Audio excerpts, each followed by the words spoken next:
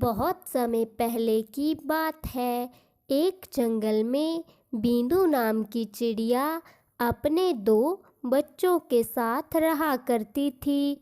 वह चिड़िया बहुत समझदार थी। एक दिन उसने अपने बेटे से कहा, चिंटू बेटा, तुम बड़े हो, इसीलिए अपनी बहन का ख्याल रखा करो। जब मैं दाना लेने जाती हूँ तो घोंसले से बाहर मत निकला करो। तभी चिंटू ने अपनी माँ से कहा, माँ, आप हमें भी अपने साथ लेकर जाया करो दाना लेने। हम तो घोंसले में बैठे बैठे बोर हो जाते हैं। नहीं बेटा, अभी तुम दोनों बहुत छोटे हो और बाहर खतरा भी बहुत है। ऐसे में तुम दोनों का बाहर निकलना ठीक नहीं।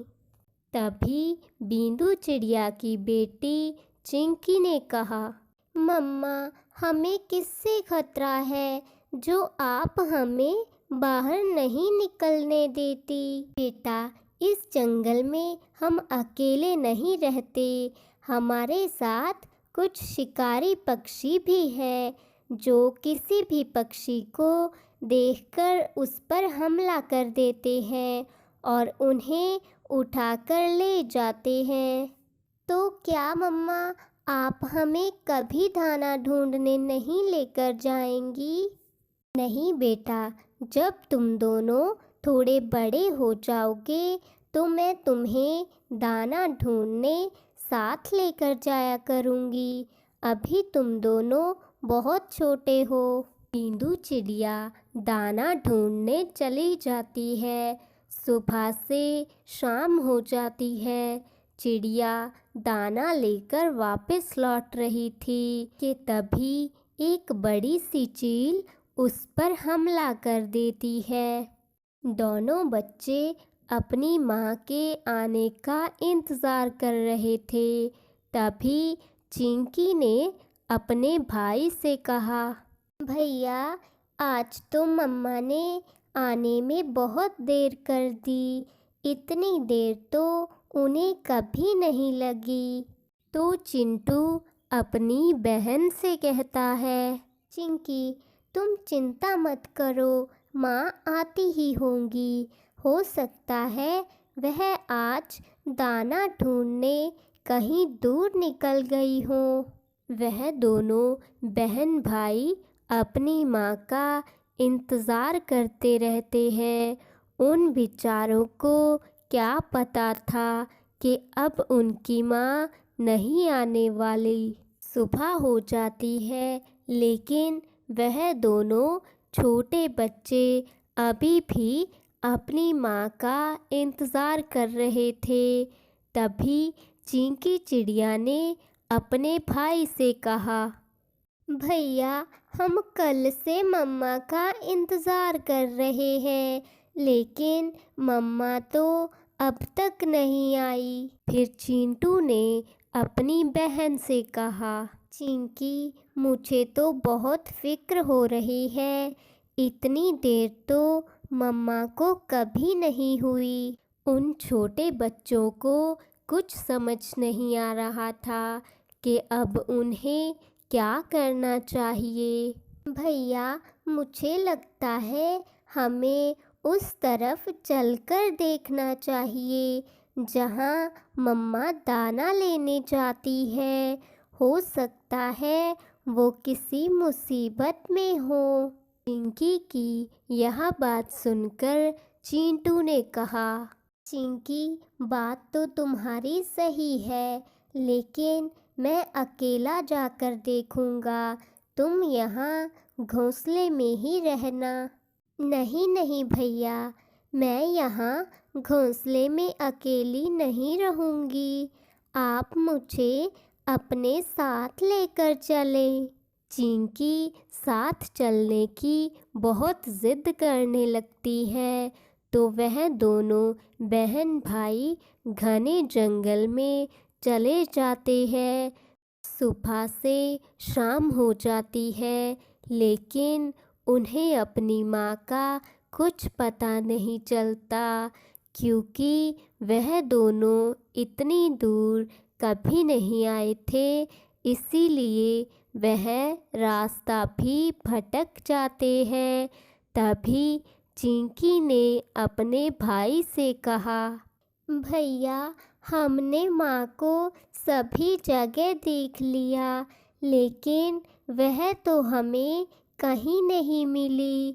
कहीं हमारी माँ को शिकारी पक्षी उठाकर तो नहीं ले गए, और ऊपर से हम रास्ता भी भटक गए। अब हम दोनों घर कैसे जाएंगे? यह कहकर चिंकी रोने लगती है। तभी चिंटू ने चिंकी से कहा, चिंकी, तुम चिंता मत करो, हम कोई ना कोई रास्ता ढूंढ लेंगे।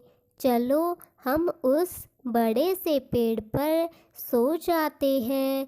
कल सुबह ही हम घर जाने का रास्ता ढूंढेंगे। दोनों बच्चे उस पेड़ पर सो जाते हैं। जब सुबह होती है तो चिंकी ने अपने भाई से कहा, भैया, मुझे बहुत प्यास लग रही है, मुझे अभी पानी पीना है। पानी की खोज में वह दोनों पक्षी इधर उधर भटकते हैं। तभी उन्हें एक घर दिखाई देता है। वह उस घर के पास जाकर बैठ जाते हैं। तभी चिंटू ने कहा, चिंकी, तुम बाहर ही रुको, मैं घर के अंदर जाकर देखता हूँ, हो सकता है कोई मदद मिल जाए। चिंटू ने ऐसा कहा ही था कि वह घर बोलने लगता है, प्यारे बच्चों, तुम यहाँ क्या कर रहे हो? तुम्हें क्या परेशानी है? तभी चिंटू ने कहा, हम दोनों इस जंगल में भटक गए हैं और मेरी बहन को बहुत प्यास लगी है। हम दोनों ने कल से कुछ खाया भी नहीं, इसीलिए पानी और भोजन की तलाश में हम दोनों यहाँ तक आए हैं।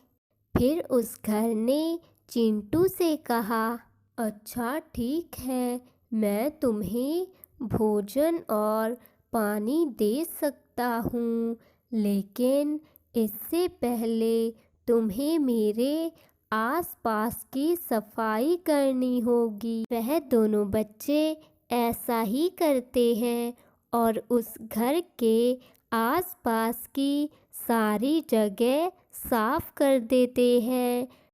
तभी वह घर एक सुंदर से चॉकलेट के घर में बदल जाता है। तभी उस चॉकलेट के घर ने उन दोनों से कहा, बच्चों, तुम दोनों घबराओ नहीं, मैं एक जादुई घर हूँ और आज से तुम दोनों यहाँ रह सकते हो।